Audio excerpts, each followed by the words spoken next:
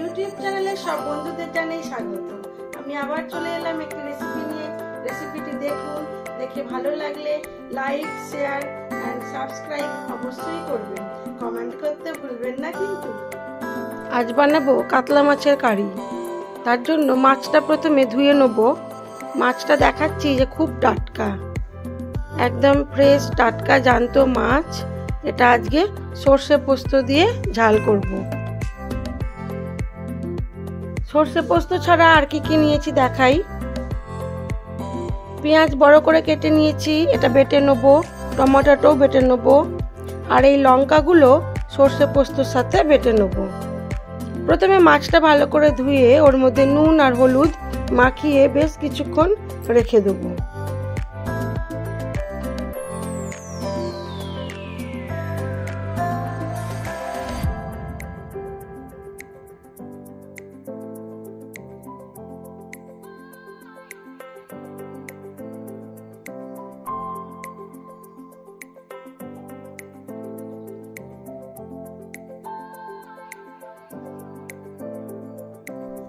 পোস্তটা একটু ভিজিয়ে রেখেছিলাম। পোস্ত, সর্ষে, লঙ্কা সব একসাথে ভালো করে বেটে নেব। অন্যদিকে কড়া বসিয়ে দিয়েছি, তেলটা গরম হোক। আর এদিকে আমার বাটনাটা বাটাও হয়ে গেছে। এবারে তেলের মধ্যে দিয়ে দেবো মাছগুলো।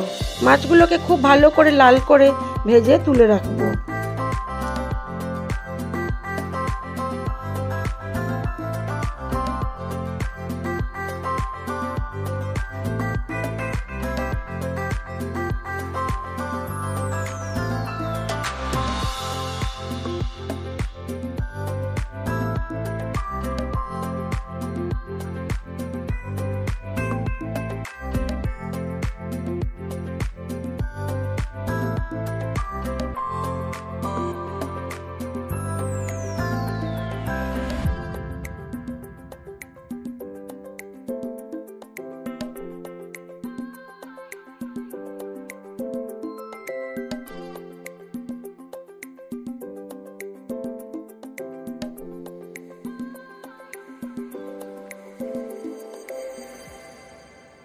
খেপে খেপে সব মাছগুলোই লাল করে ভেজে নিলাম।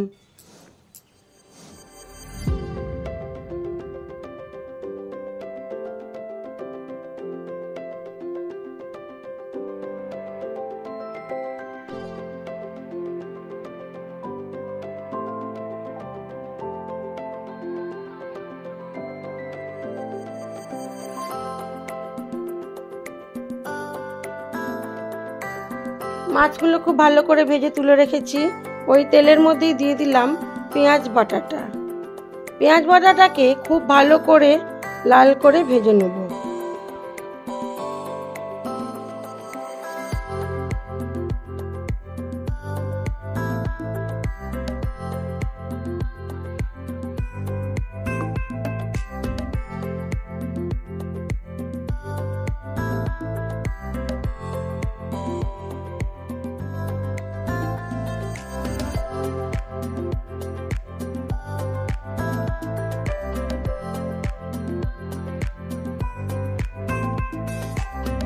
পেঁয়াজটা একটু হলুদ নুন দিয়ে ভালো করে ভেজে নিয়েছি। দিয়ে দিলাম টমেটো বাটাটা, আরও একটু নুন দিয়ে দিলাম। এবার টমেটো আর পেঁয়াজ দুটোকেই খুব ভালো করে কষিয়ে নেব।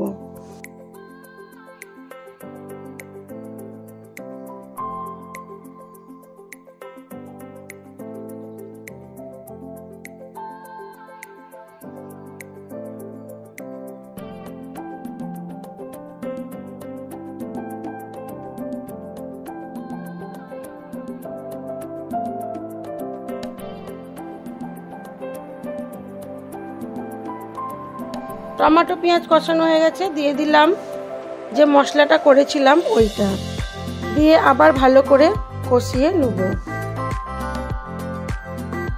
মশলাটা খুব ভালো করে কষানো হয়ে গেছে, মশলা থেকে তেল ছেড়ে দিয়েছে। এবারে দিয়ে দেবো আরও একটু লঙ্কার গুঁড়ো, ওটা আমি একটু জলে ভিজিয়ে রেখেছিলাম। আবার একটু মশলাটাকে কষিয়ে নেব।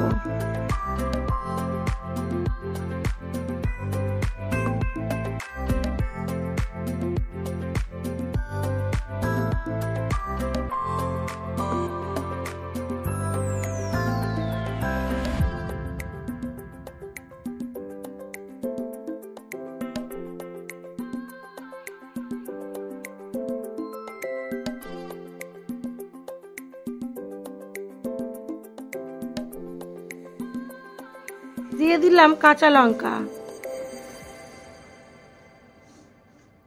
আর অল্প পরিমাণ জল দিয়ে মশলাটাকে আবার একটু কষালাম। তারপরে পরিমাণ মতো জল দেবো, যতটা আমার ঝোলের দরকার।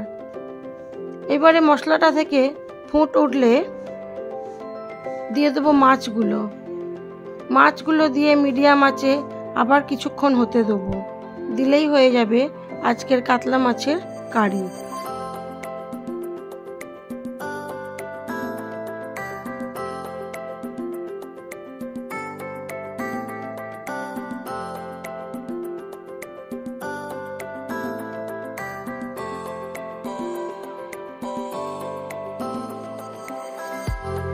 আমি এবার এটাকে সার্ভ করে দেবো।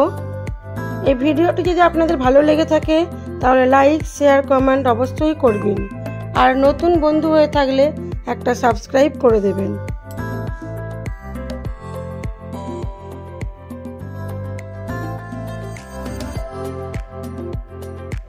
সবাই ভালো থাকবেন, সুস্থ থাকবেন, নিজেদের খেয়াল রাখবেন।